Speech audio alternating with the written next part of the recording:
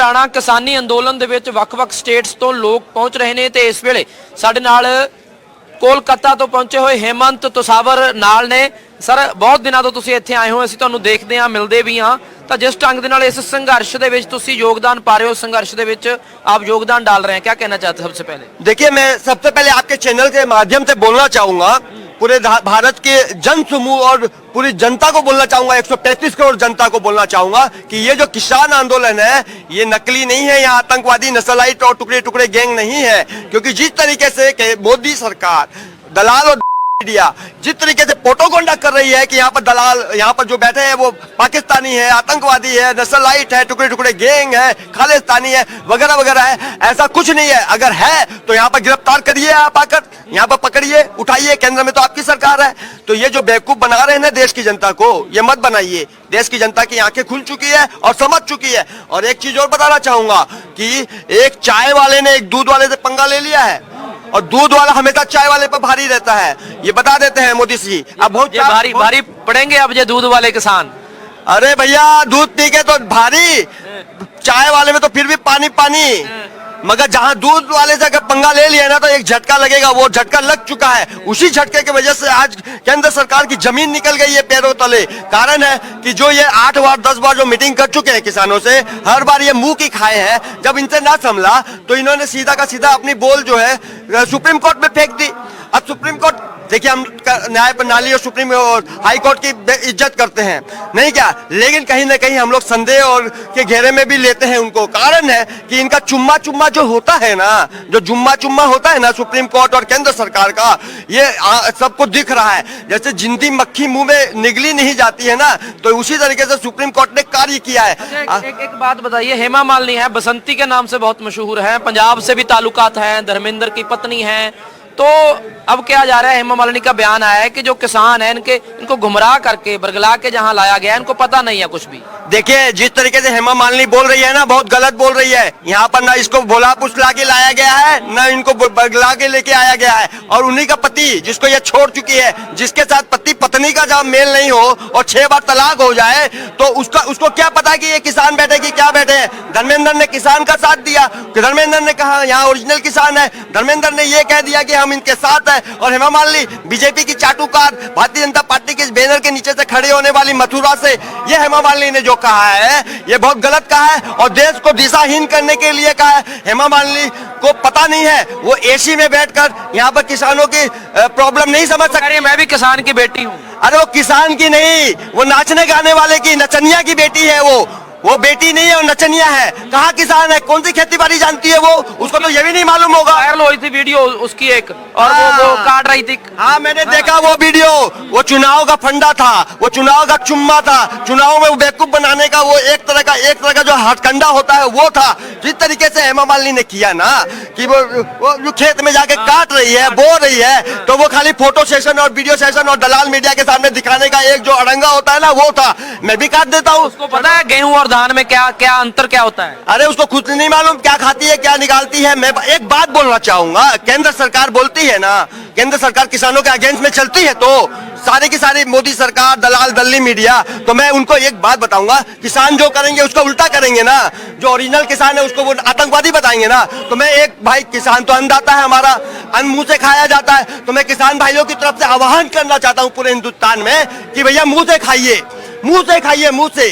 तो अब क्या मोदी सरकार पीछे से खाएंगे, अब वो पीछे से खाना स्टार्ट करेंगे, नहीं समझे क्या? तो उसी तरीके से उल्टा चलने वाले को उल्टी मार मिलती है। इसीलिए कोर्ट में जब इनसे पाला ना संभला तो इन्होंने कोर्ट में बॉल फेंक दी, और कोर्ट में जिस तरीके से 4 लोगों की कमेटी बनाई गई है, देश को बेवकूफ बनाया गया है। एक शख्स जो थे इसमें, इस कमेटी में, भूपेंद्र सिंह मान, उन्होंने कमेटी भी छोड़ दी। उन्होंने कहा कि मैं किसानों के साथ हूं। अब आप बताइए कि ऐसा रिएक्शन आ रहा है, 4 में से एक ने कमेटी ही छोड़ दी।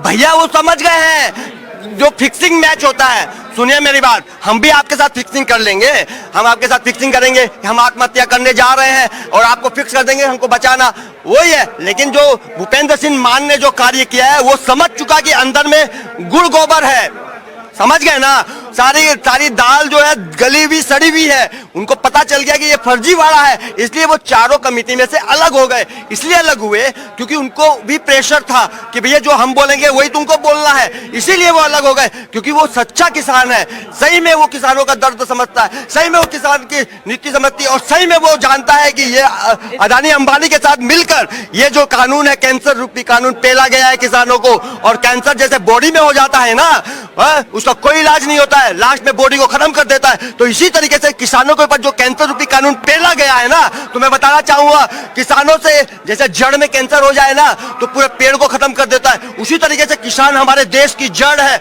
अगर यहाँ पर अगर कैंसर हुआ है तो मैं बताना चाहूंगा पूरे देश के ऊपर इफेक्ट पड़ेगा, और पूरे देश पर इफेक्ट नहीं, पूरे देश की अर्थव्यवस्था चौपट हो जाएगी। और देश में जो जय जवान जय किसान बोला जाता है ना, जय जवान तो रहेगा लेकिन जय किसान की जो नारा है वो बुरी तरह खत्म हो जाए। सरकार सुप्रीम कोर्ट में बोल रही है, इनके वकील बोल रहे हैं कि इनको फंडिंग है वो खालिस्तानी है, वो जो पाबंदी शुदा बैंड ऑर्गेनाइजेशंस हैं वो इनमें शामिल हो गए हैं। देखिए ये सब बोलने की बातें हैं, सरकार को तो यही चाहिए ना। एक बात आपको बताना चाहूंगा, 1000 से ऊपर गोदाम है हरियाणा, पंजाब और बिहार के अंदर है ना अदानी अंबानी का, और उन्होंने भारी रकम में पैसा ले लिया है। इतनी भारी रकम में क्योंकि उनको एमपी एमएलए खरीदना है, सामने बंगाल में इलेक्शन है, इतना ज्यादा मात्रा में पैसा ले लिया है। उस समय 2 साल पहले से ही ना अब उगला जाए, मोदी जी तो अदानी के हेलीकॉप्टर में उड़ते हैं, तो इतना पैसा ले लिया है कि ना उगला जाए ना निगला जाए। इसीलिए लाखों लोग दिखते नहीं है उनको, अंबानी अडानी दिखते हैं सिर्फ। क्या भैया 15 किलोमीटर लंबी ट्रैक्टर जो गाड़ियों का राजा है, फलों का राजा फूलों का राजा होता है, वैसे ही गाड़ियों का जो फरारी अम्बेसडर का जो राजा होता है, 15 किलोमीटर लंबी ट्रैक्टर की कतार है। एक बार अगर मोदी जी ना आ सके तो उसके दलालों को भेज दो। एक बात आपके चैनल के माध्यम से बताना चाहूंगा, उनके दलाल तो आते हैं, बीजेपी के आरएसएस के कार्यकर्ता आते हैं, यहाँ माहौल क्या है देखने आते हैं, और पेल पेल के लंगर में खा के जाते हैं और भर भर के लेके जाते हैं। तो मैं बताना चाहूंगा वो लोग सब जानते हैं, मोदी जी भी एक बार अपना दलाल को ढंग का आदमी को भेज दे जो सच्ची रिपोर्ट वहां भेज दे। आपने क्या सवाल किया था, एक बार फिर पूछिए। तो मैं ये पूछ रहा हूँ कि उनको पता नहीं लग रहा है इस तरफ लाखों लोग हैं, उस तरफ सिर्फ अंबानी अडानी है, क्या मजबूरी है किसानों की नहीं सुन रही? बहुत बड़ी मजबूरी है, आप समझ नहीं पाए। हमने आपसे अरबों खरबों रुपया ले लिया, उसको खर्चा भी करना है, सामने इलेक्शन है, अब हमने आपकी बात भी माननी है। अगर हम आपकी बात ना मानेंगे तो पैसा देना पड़ेगा, यहाँ तो बेईमानी हो जाएगी आपके साथ, क्योंकि दोबारा भी आपको यूज करना है। उसी तरीके से इन्होंने अदानी अंबानी से अरबों खरबों में रुपया ले लिया है और कानून को पेल दिया, क्योंकि मोदी जी खुद बोले हैं कि ये किसान भोले वाले हैं, सीधे साधे हैं, कमजोर है, ऐसा बोला ना मोदी जी ने। तो ये भोले वाले इसलिए तो पीछे जब पेल रहे हैं आप, इसलिए तो आप उसका शोषण कर रहे हैं, इसलिए तो आप उसको बेवकूफ बना रहे हैं। इसीलिए मैं बोल रहा हूँ कि मोदी जी जब ये खोल लिए खा लिए पैसा, तो अब उनके गले की हड्डी बन गई है, ना निगला जाए ना उगला जाए, ना उगला जाए ना निगला जाए। अब इन लोगों के फूट डालने के लिए दलाल दल्ली मीडिया का सहारा ले रहे हैं। एक सवाल है, ठीक है, 26 जनवरी आ रहा है, गणतंत्र दिवस आ रहा है, किसान कह रहे हैं कि हम ट्रैक्टर परेड करना चाहते हैं, उनको जाने नहीं दिया। करना चाहते हैं नहीं, ट्रैक्टर परेड करके रहेंगे, रोकना चाहते हैं, वो पिटीशन दायर की गई, इनको रोका जाए। अरे भैया अब भी फट गई है, वो पटिशन इसलिए डायल किए हैं कि उनको पता है कि एक तरफ टैंकर और एक तरफ ट्रैक्टर चलेगा। इतिहास के पन्ने में जय जवान जय किसान बोला जाता है, मगर किसानों को कहीं भी स्थान न दिया गया, कहीं पर भी स्थान नहीं दिया गया आजादी के बाद से। इसलिए पहली बार किसान अच्छी तरह पूरी तरह जागरूक हुआ है, इसलिए तो वो चाहता है कि एक तरफ टैंकर और एक तरफ ट्रैक्टर चलेगा। ट्रैक्टर हमेशा ऊपर खावर जमीनों में चलता था, ऊपर खातर खेतों में चलता था, नाली और भरे हुए गंदे पानी में चलता था, लेकिन अब चमचमाते हुए दिल्ली के अंदर एक तरफ ट्रैक्टर और एक तरफ टैंकर चलेगा। मैं बता देता हूं, अगर यह ना चला, झंडा तिरंगा लेकर राष्ट्रगान के साथ चलेगा, एकदम आगे आगे। रोका गया तो क्या होगा? अगर रोका गया, बैरिकेड है, पुलिस फोर्सेज हैं, बहुत कुछ आगे। अगर रोका गया तो संविधान की वाट लग जाएगी, अगर रोका गया तो ये देशद्रोह का काम होगा, अगर रोका गया तो देश के साथ गद्दारी होगी, अगर रोका गया तो देशवासियों के पीठ पर खंजर घोंपने का काम होगा। अगर रोका गया ना ट्रैक्टर, तो मैं आपको बता देना चाहता हूं, इतिहास के पन्ने में 26 जनवरी जो है काले दिवस के रूप में बनाया जाएगा। हरियाणा में सीएम खट्टर है, उन्होंने रोका। पंजाब जब आ रहा था दिल्ली को तो बैरिकेड लगाए गए, तारें लगाई गई, कंडियाली तार लगाई गई, मिट्टी बहुत सारी ढेर लगा दिए गए, रोका गया वहां। मैं पहले बता देना चाहता हूं, ये खट्टर नहीं है, ये खटारा है, खटारा। जिस तरह से खटारा गाड़ी होती है उस तरीके से ठक्कर ने जो कार्य किया है किसानों के ऊपर वो बहुत गंदा किया। सिर्फ रोका ही नहीं गया, पानी की बौछार मारी गई, पुलिस के डंडे पड़े, हर तरह का टॉर्चर किया गया, आंसू बम फेंके गए। और बता देता हूँ उनको पाकिस्तानी आतंकवादी नस्लाइट टुकड़े टुकड़े गैंग और साथ में खालिस्तानी और पाकिस्तानी से संबोधित किया गया। ऐसी कोई गाली नहीं दी गई किसानों को जो कि पूरी दुनिया में इन लोगों को न दी गई। इतनी गालियां दी, ठक्कर और खट्टर, खट्टर और केंद्र सरकार मोदी और खट्टर एक ही सिक्के के दो पहलू है, एक ही सिक्के के दोनों जो है। अब दिखा देंगे 26 जनवरी को ताकत दिखेगी, ताकत। ये मोदी जी खाली अब मैं बताया ना कि अपने दलाल को एक बार खाली भेज दे सिंधु बॉर्डर पर, मैं और बॉर्डर की बात नहीं कर रहा, तिगड़ी बॉर्डर और इसकी नहीं, खाली एक छोटा सा, सिर्फ छोटा सा जो पिक्चर का टेलर होता है ना, टेलर, सिर्फ टेलर देखने के लिए सिंधु बॉर्डर पर भेज दे। 15 किलोमीटर लंबी कतार है, 15 किलोमीटर। मैं सच्ची बता रहा हूँ। कह रहे हैं सिर्फ पंजाब के लोग हैं और कोई नहीं है जहाँ पे। मूर्ख है वज्रमूर्ख। मैं तो कलकत्ते से हूँ, दिल्ली वाले ने कहा, आपने अभी इंटरव्यू लिया था उसका, बिहार वाले का, अभी आपने इंटरव्यू लिया था यूपी वाले का, तो सब जगह से लोग जुड़े हुए हैं, साउथ से भी जुड़े हुए हैं। इनको कौन सा चश्मा है, दिखता क्यों नहीं? हाँ, ये चश्मा वाली बात आपने आज बहुत अच्छी कही। लाल चश्मा पहनेंगे तो लाल लाल दिखेगा ना, हरा चश्मा पहनेंगे तो हरा हरा दिखेगा ना, है ना? तो पीला देखेंगे तो पीला दिखेंगे ना। तो ये जो चश्मा पहने हुए हैं ना, ये नशा का चश्मा है इनको। और ये जो नशा, गुरूर, अहंकार जो भरा पड़ा है, इसका चश्मा वो अभी तक पहन रखे हैं। वो कह रहे हैं हमें बहुमत है, 300 से ज्यादा सीटें हैं हमारे पास। यही तो अहंकार घमंड है, यही तो अहंकार और घमंड जो है उसके पिछवाड़े में अच्छी तरह से घुस जाएगा। 300 सीटें जो आज है ना, वो इसी किसानों की वजह से है। आपने भी वोट दिया, हमने भी वोट दिया, तभी वो आज इस एम्पायर पर खड़े हैं। और जिसने वोट दिया उसको आतंकवादी कह रहे हैं हम किसान है, तैशी हैं, बार बार कह रहे हैं। ये बिल भी, ये कानून भी किसानों के पक्ष में है, हम भी किसानों के पक्ष में है। अरे भैया, उन्होंने देखिए क्या हथकंडा नहीं अपनाया, एक हथकंडा, कई हथकंडे तो अपनाए उन्होंने। छोटा बड़ा भाई को लड़ाने की कोशिश की, पंजाब बड़ा भाई, हरियाणा छोटा भाई, कई तरह से XYL पर भी लड़ाया, आतंकवादी नस्लाइट पर ये सब भी बोला, सुन लिए। उसके बाद उन्होंने क्या किया कि जब ये सब हथकंडे नहीं चले तो उन्होंने अपने नकली कार्यकर्ता को किसान बोल के संबोधित कर दिया, जो कि RSS और बीजेपी के कार्यकर्ता थे। हमारे पास पूरी बात, एक सेकेंड, नकली जब कार्यकर्ता को जब खड़ा कर दिया गया था, तो मैं बताना चाहूंगा कि भैया वो असली किसान तो बेचारे 2 डिग्री के नीचे, ट्रैक्टर के नीचे सो रहे हैं, बारिश के अंदर, इतनी भयंकर बारिश, तूफान चला, पर्दे उड़ गए, उसके नीचे भी असली किसान सो रहे हैं, अपना आंदोलन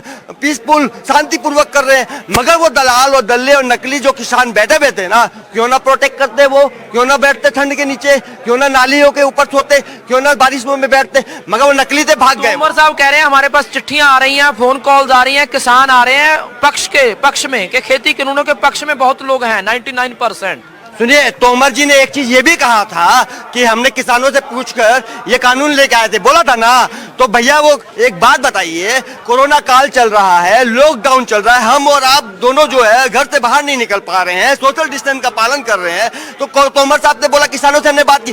कौन से किसानों से बात की? उन्होंने एसी में बैठकर, एसी कमरे में बैठकर सीधा अडानी और अंबानी से बात की थी, कारपोरेट से बात की, व्यापारियों से बात की, धंधे वाले से बात की, खुद धंधाबाज है उससे बात की। तो ये जो धंधेबाज से जो पैसा लेकर जो तोमर ने कहा है ना, ये गलत कहा है, कोई किसानों से बात नहीं की। और दूसरी चीज ये है कि किसानों का हित में मैं एक बात बोलना चाहूंगा आपके चैनल के माध्यम से, किसान भाई है तो किसान भाई 20 तो 25 तो ट्रक गोबर भर के ले जाए मोदिया के घर में और तोमर के घर में, 20, 30, 40 ट्रक भर के, एकदम गोबर भर के ले जाए और बोले कि गोबर से ये फायदा है, फलाना फायदा है, ढिकाना फायदा है, हेन फायदा है। हम 50 तरह का फायदा बता देते हैं और उनके घरों में चारों तरफ गोबर टेल के आ जाए, ठोक कर आ जाए।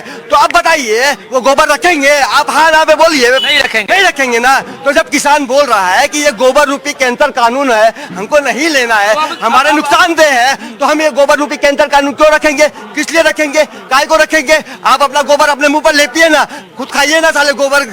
नहीं, क्या गोबर बुद्धि हो गई है उनकी। ठीक है, एक बात नहीं रखेंगे। अब क्या होगा आगे अगर किसानों की बात नहीं मानेंगे तो इस सरकार का क्या होगा? सुनिए मेरी बात, किसानों की बात नहीं मानेंगे तो ये सरकार के ऊपर बहुत भारी कलंक लगेगा, जो कि इतिहास के पन्ने में जैसे हिटलर के ऊपर लगा हुआ है ना, ये हिटलर रूपी शासन कानून जो है, शासन है, ये नहीं चलेगा। और अब किसान जागरूक हो गया है, इनको अपने मुंह की खानी पड़ेगी। आज जो किसान भाइयों ने, देश की जनता ने 300 से ज्यादा बहुमत दिया है, वो 30 बहुमत पे 3 बहुमत लात मार के ले आएगी। बहुत ज्यादा नहीं लगेगा इस पे, जैसे कांग्रेस को ले आया वैसे ही इसको भी ले आएंगे। हाँ, ठीक है, बहुत पूछिए, धन्यवाद। और कोई सवाल हो तो पूछिए। नहीं, आप मैं यही आपके चैनल के माध्यम से मैं एक चीज और बताना चाहूंगा कि आपको एकदम खुला खुली चैलेंज करना चाहूंगा। ये जो अर्बन गोस्वामी पूछता है भारत, लेकिन साले के ऊपर थूकता है भारत। अर्बन नक्सलाइट बोल रहे हैं। अरे मैं बोलता हूँ थूकता है भारत अरविंद गोस्वामी तेरे ऊपर। एक सुधीर चौधरी जो आतंकवादी बता रहा है, रजत शर्मा और गोबर पत्रा, ये चारों के चारों आजाद सिंधु बॉर्डर पर। हेमंत तोसावर यहाँ जिंदा बैठा है, सामने बैठा है, एकदम आग लगाकर बैठा हुआ है। न तुम लोग की एक एक बातों का, एक एक शब्दों की धज्जियां उड़ा दिया तो हेमंत तोसावर मेरा नाम नहीं पूछता, नहीं थूकता है भारत अरविंद गोस्वामी तुम्हारे ऊपर। आ जाना चारों के चारों दलाल और दल्ले और गोदी मीडिया। मैं खुला चैलेंज आपके चैनल के माध्यम से उसको देना चाहूंगा।